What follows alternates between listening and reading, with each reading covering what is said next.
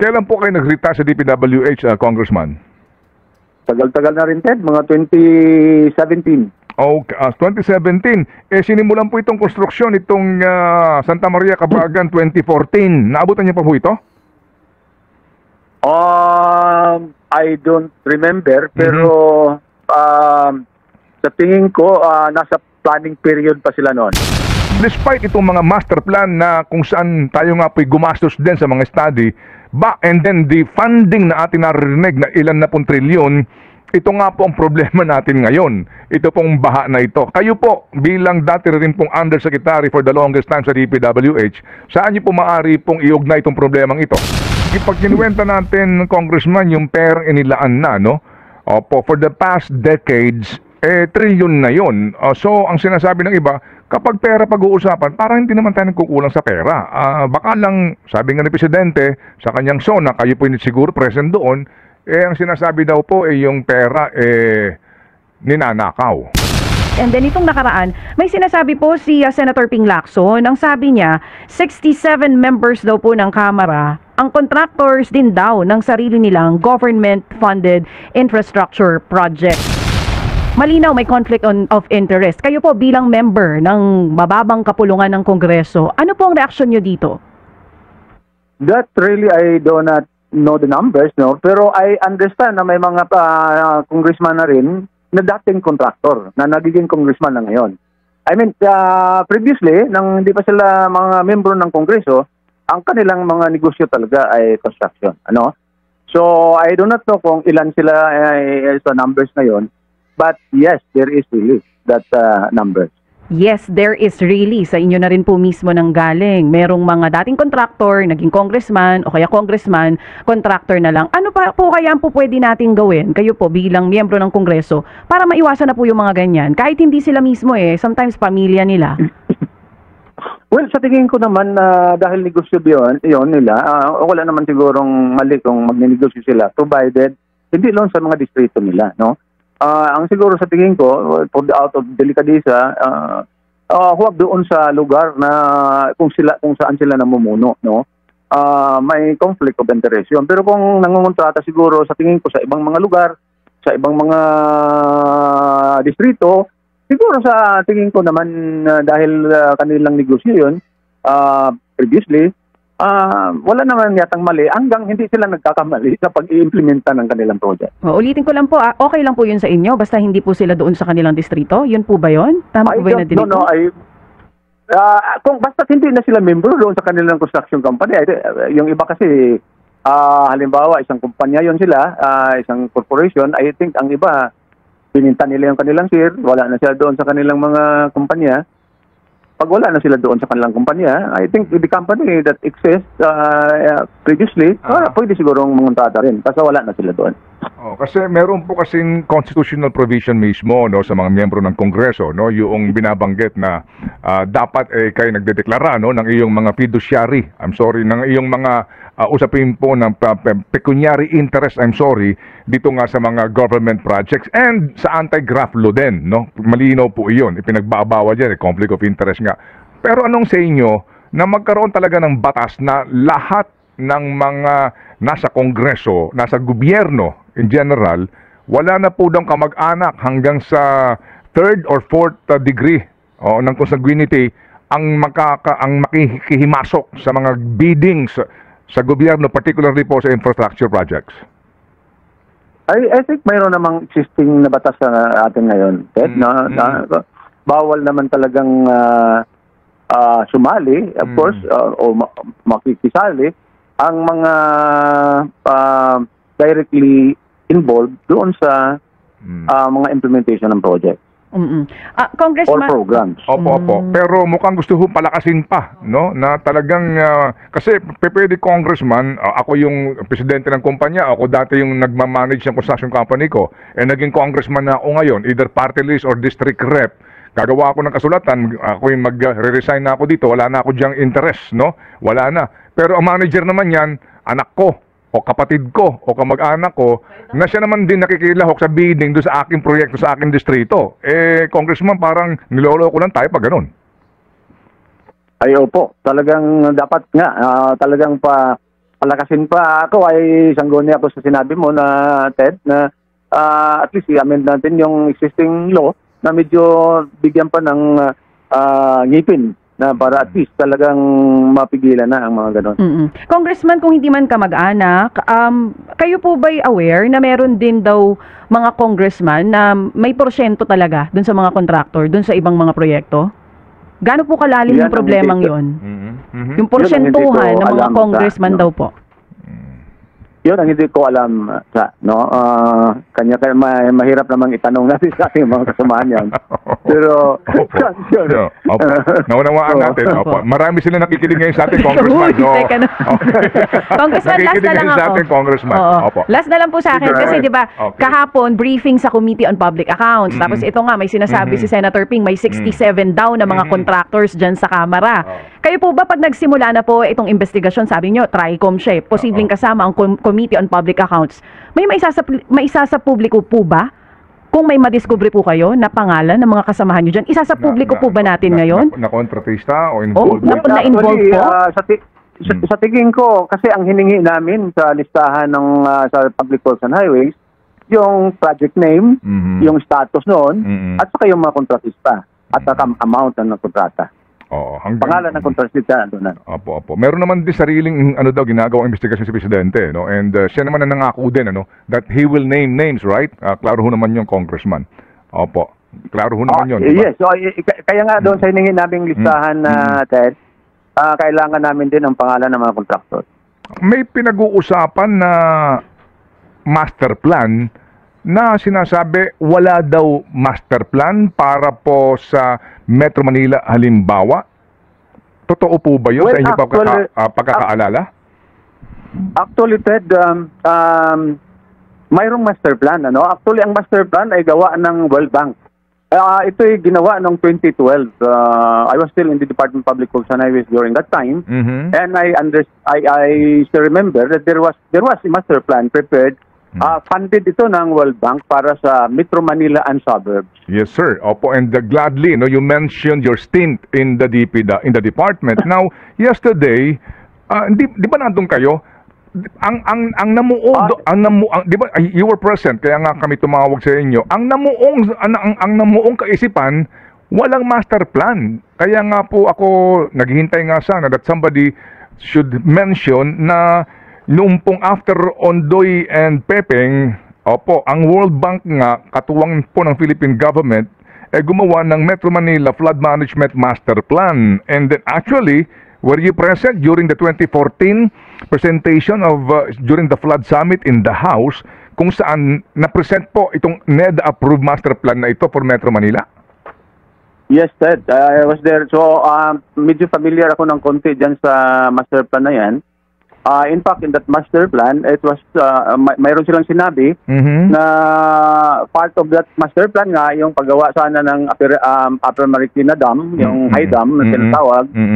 Then yung mga retarding basins below, and then yung paggawa sana ng Parañaque Spillways part was also mentioned doon sa master plan na yan. And then yung pag-improve ng mga urban drainage system as well as yung mga internal drainage system within Metro Manila. Kasama yun sa study ng World Bank. Okay, sige. So, sir, again, kahapon, hindi ko alam kasi si Congressman Bong Suntay, naglitanya siya kesyo walang master plan. Ganon din po sinabi ni Secretary Bonoan for NCR. Ang binanggit niyang may master plan ay yung 18 major river basins in the country. So, again, ano ho ang balak niyo dito sa inyong impormasyon na meron na po tayong ginastahan and actually inutang din na pera sa World Bank para po sa isang Metro Manila Flood Management Master Plan? Well, ako, Ted, sa intindi ko at pagkaalam ko, mayroon talagang master plan. Pero sinabi nila kahapon, nang linapitan ko sila, sabi nila na mayroon daw silang phase 2 na gagawin. Ito yung request nila sa JICA to assist them in the preparation of master plan sa internal drainage system. Ibig sabihin, yung mga internal drainage system ng mga cities nasakop ng Metro Manila ang gagawing aralin pa, maggagawan pa ng master plan. Yes, sir. Pero kung yung nasuri yung pinag-uusapan nating master plan, di ba nakapaloob na rin nga dito pati po itong mga yung inutang din natin sa World Bank, no, para po sa mga pumping stations. Nakadetalye na rin po dito nga yung pong kanya-kanyang toka pati doon sa mga nakatira sa estero, yung mga daluyan ng tubig, ano po, papunta ng Manila Bay, papunta ng Laguna, di ba? Lahat po yun na andun na naman po sa 2012 yun kung maaalala po ninyo. Di ba? Kaya nga, 351 billion at that time ang sinasabing funding nito, Congressman. Yes, I think part yun sa study ng master plan na yun, ang upgrading at saka installation ng additional pumps all throughout in Metro Manila, pumping stations. Yes. Oo nga po. And then, kasi po, sir, sorry, I have to mention your age. Kasi 1974 pa lang, Congressman, nasa public works na kayo, di ba? Nasa government service na po kayo, no? And then, ang tagal nyo na po sa public works. And if you also recall, di ho ba, ang inyo pong inabutan ng mga sekretary dyan, si Virgilio Vigilar, si Teddy Encarnacion, Simeon Datumanong, Florante Soriques, no? So, panahon pa po nila Soriques bilang USEC and nila Manny Bonoan, hindi ho ba yung Pampanga Delta Development Flood Control Project, nailatag na rin dati yon? Mayroon ding master plan na yun. Yes, Ted, mayroon na yun. Okay.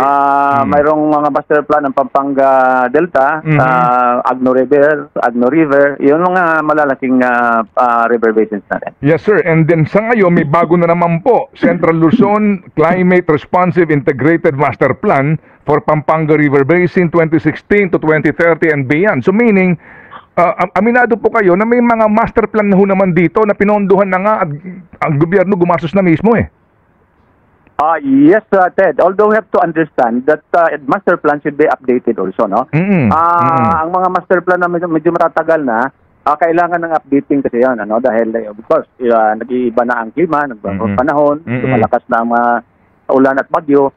So, there is really need din, may urbanization rapid urbanization. So there is really a need to update the existing mga master plans. Oo nga po, that is really understandable. No? Kinakailangan ma-i-update mo ito sa hamon ng mga makabagong panahon at yung pong pagdagsa ng mga tao. Pero ang tanong nga po natin dito, despite itong mga master plan na ito, pati yung Laguna, di ba yung congressman po kahapon ng Laguna, baka hindi niya rin po alam siguro na meron din po master plan para doon, pati sa dredging niya, etc.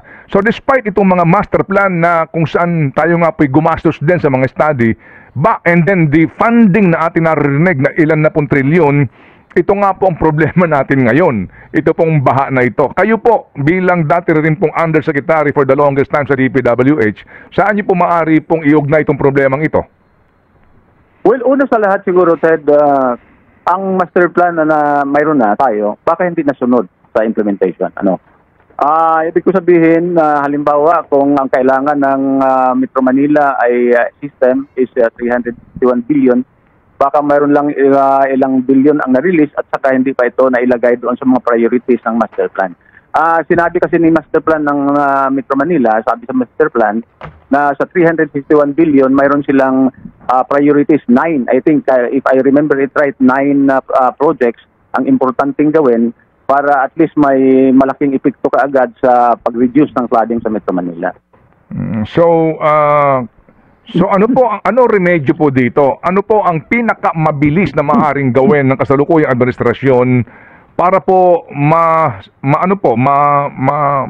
maayos na itong problemang ito, considering po na meron ka naman pagsisimulan may plano naman Well, sa tingin ko, Ted, balikan lang natin ang master plan. Then ang master plan kasi mayroong sinasabi. Sinasabi doon na may siyam, may siyam na major projects na dapat gawin.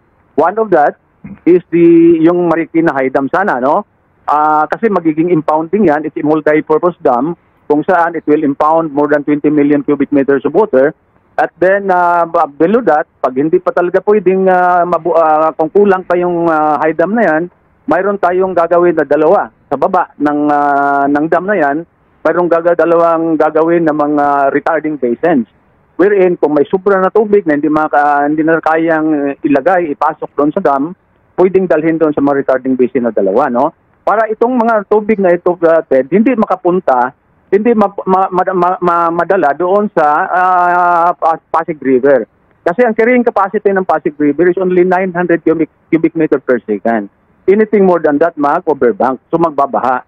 So kung ang halimbawa ang baha is nasa 3,000 cubic meter per second ang tubig na galing sa taas, kailangan mo na itago ang sobra sa 900, itago mo muna sa dam o kaya tago mo sa retarding basins. Yun ho ang nakalagay doon sa master plan. O yun nga po, no? Yung ang pag-iimbakan mo muna ng tubig at pakakawalan mo yan, inot-inot, no? Hindi mo isasabay nga doon sa lakas ng buhos ng ulan at baha. So Congressman, yang binabanggit yun na isa sa component nitong master plan, sa inyo pong palagay, yun nga, maliban doon sa funding kamo, ano naging problema dito? Problema ba talaga funding dito? O problema dito yung mga tao na dapat nangasiwa nito, with all due respect? Well, sa tingin ko talaga una dyan siguro funding, no? Because high dam requires medyo malalaki-laking pera dyan. Pero in fact, pwede nga siguro gawing PPP yun dahil it's a multi-purpose dam, no? Magiging hydroelectric, hydropower, water supply, at the same time flood control dahil imbakin mo nga ang tubig.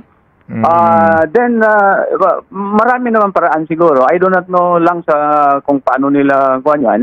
Pero I think una, pera talaga dahil sa malaking gastos ang kailangan. Yung retarding basins naman sa baba na ginagawa, I think kailangan political will na tanggalin yung mga tao na sa baba at lalagyan ng retarding basin because it requires, I think, about 60 hectares of land bawat retarding basin. Opo, pero pag kinuwenta natin, Congressman, yung pera inilaan na, no? Opo, for the past decades, trillion na yun. So, ang sinasabi ng iba, kapag pera pag-uusapan, parang hindi naman tayo nagkukulang sa pera. Baka lang, sabi nga ni Presidente, sa kanyang SONA, kayo po siguro present doon, ang sinasabi daw po, yung pera, ninanakaw. Kaya nga ho tayo magkakandak ng isang investigation para makita ho natin kung ano ba talaga ang dahilan. Okay. Opo. Sige po. Congressman, itong mga kontratista, kasi nagkaroon ng panayam si Presidente, sinasabi niya, yung mga kontratista na yan dapat ma-blacklist. Opo. And then sabi nga niya, pati nga daw po yung mga foreign funded na mga projects, nakakahiya daw, no? Nalalagay daw po sa kahihiyan ng gobyerno kasi nga umuutang ka, tapos ang word niyang ginagamit, kinukurakot nila, no? So, ito pong mga kontratistang ito, Congressman, ano ba ang panuntunan kayo sa panahon po niyo sa DPWH kapag ang isa pong kontratista nakakakuha ng malalaking kontrata tapos hindi naman tinatapos o kaya naman substandard? Ay talagang mananagot sila, Ted, no? Pag hindi nila natapos ang kanilang as provided in the contract, breach of contract yun. May criminal liability at the same time, pwede silang i-blacklist na, no? Hindi na sila pwedeng mangontrata pa ulit. Pangalawa, kung substandard yun, talagang may pananagutan sila. It's either irido nila their own expense or hindi lang siguro contractor mananagot yan, Ted. Kasama na rin yung tagapangasiwa ng proyekto na yan. So, kung sino sila involved doon, ay dapat mananagot sila, especially if it involves substandard. Opo, kasi kahapon din ako nag-aabang kay Congressman Rolando Valeriano ng Manila. Nandun siya sa hearing, nakita namin siya, although siya po amin nakapanayam earlier that day, no, kahapon, yung sunog apog pumping station sa Tondo, na baka nabalitaan nyo, 774 million ang kanyang nasa mga balita na cost. Opo, hindi napagana magmula po noong 2018, and then, nung hindi napapagana, nag-appropriate pa na 90 million. Paribago pong 90 million appropriations para mapagana, hindi pa rin gumagana ang sinasabi ni Congressman. Opo, ito ho ay isa sa magandang halimbawa, no, case study ng isa pong flood control project na nabayaran na daw po, sabi ni Congressman, yung kontratista. Kayo po, sir, bilang Public Works Committee, kayo ba chairman ngayon sa Public Works Committee, sir? Yes, Ted. Opo. Ano ho, sa palagay po ninyo, ito pong gantong uri ng on record po, hindi tinanggap ng MMDA, on record po, sumulat na si Congressman at nireklamo ito. Kapag ganito na identified po yung kontratista na aming kinokontak din, ano, itong MSB Vitog Construction at JD Legaspi Construction, kapag ganito ang sitwasyon, kayo po, ano ba dapat na ginagawa dito sa ganitong proyekto na nabayaran na hindi napapakinabangan? Siguro ang MMDA ang nag-implement ng construction yan. Hindi po, DPWH po. DPWH, Yusek. Kung DPWH ang implementor niyang TED, dapat kung ako ang DP, ipapatawag ko na sila, and then ipapagawa mo talaga, ipapatapos mo yan. Pag hindi nila tapusin, ay kailangan siguro mag-file na sila ng kaso para doon sa contractor na yan. Ano pananagutan dito ng district engineer? Ay, malaki siyempre, neglect of duty yan. Kasi hindi nila, dapat sana, tapos na yan. Kasi bawat kontrata mayroon time frame yun, di ba? Date started, date completion. Unless of course, may mga extension na legal naman, kailangan naman, pwede na i-grant ang extension. Pero kung wala yan, kung walang mga extension, walang legal na basis for an extension, then therefore talagang may pananagutan ng kontraktor. Opo, sige po. So, kayo ba interesado ho dito na, kasi kahapon, inintay ko lang si Congressman na mag-ungkatin ito kasi magandang halimbawa nga at nakunan sana ng panig po si Secretary Bonoan. Sa ganito pong uri ng proyekto at isama ko na yung binanggit mismo specific ni Presidente, ito pong tulay na ito. Opo, itong Santa Maria Cabagan Bridge dyan po sa Isabela. Binayaran na po din ito, nakailang retrofitting, hindi pa ginagamit, umabot na 1.2 billion. Opo, wala pa yatang isang buwan ng binuksan, bumaksak kaagad. Well, Ted, hinintay ko lang ang mga resolution na mag-file. No? Sa Cabagan, I think mayroon na yatang mag-file ng resolution to conduct investigation. Then once referred to my committee, I will immediately act on that. Dito rin sa sinasabing mong yung pumping stations, hinintay ko lang kung may mag-file din ng resolution to conduct an investigation, we will surely do our part to do the investigation. Kailan po kayo nag-retire sa DPWH, Congressman? Tagal-tagal na rin, Ted, mga 2017. Okay, 2017. Sinimulan po itong konstruksyon, itong Santa Maria Cabagan 2014. Naabutan niyo pa po ito? I don't remember, pero sa tingin ko, nasa planning period pa sila noon. Ang plano ho dito dati, JICA bridge ito. Opo, yung pong sinasabi dito, una, Japanese funded, pero mahal daw po nga yung cost. Pero nga, made in Japan, kumbaga, no? Yung kanilang contractor, pati po yung design at lahat. So, ginawa po itong locally funded project. Kaya nagkaganito ho ngayon, Congressman. Yes, yun nga. ODA sana yan, pero dahil nga daw hindi natuloy, nagiging funded by local fund or government fund. Pero I think, Ted, may ginagawa na yatang investigation ng Senate ngayon. Opo, sige po. But kapag ganito, makaka-claim ba dito ang gobyerno sa kontratista ho nito kung sakali? Gaano kahirap ito? Kasi yung technical report na talagang ang problema ay doon sa uri po ng construction o kaya yung quality nga ng construction, Congressman. Well, in that particular case, sa Cabagan, I think iniimbestigan nila kung saan ang dahilan, no? It's either design fault, construction fault, or overloading, no? So, ito ho ang tinitingnan nila ngayon. I don't know if sa kanilang investigation process kung saan na sila banda. But I'm very sure na may tatlong component talaga na dapat titingnan, no? Una, yung design factor. Yung designer ba may at fault ba? Nagkakamali ba ang design? Nagkakamali ba yung design nila sa tulay? Or in the process of construction, tamang design mo. For ang construction naman dito nagkakamali sa construction, may mga error doon sa implementation during construction period. Or kaya, maganda yung planning mo, maganda yung design mo, maganda yung construction mo, pero nag-overload naman. So, yun, ang tinitingnan nilang dahilan siguro sa kanilang pag-aim. Oo.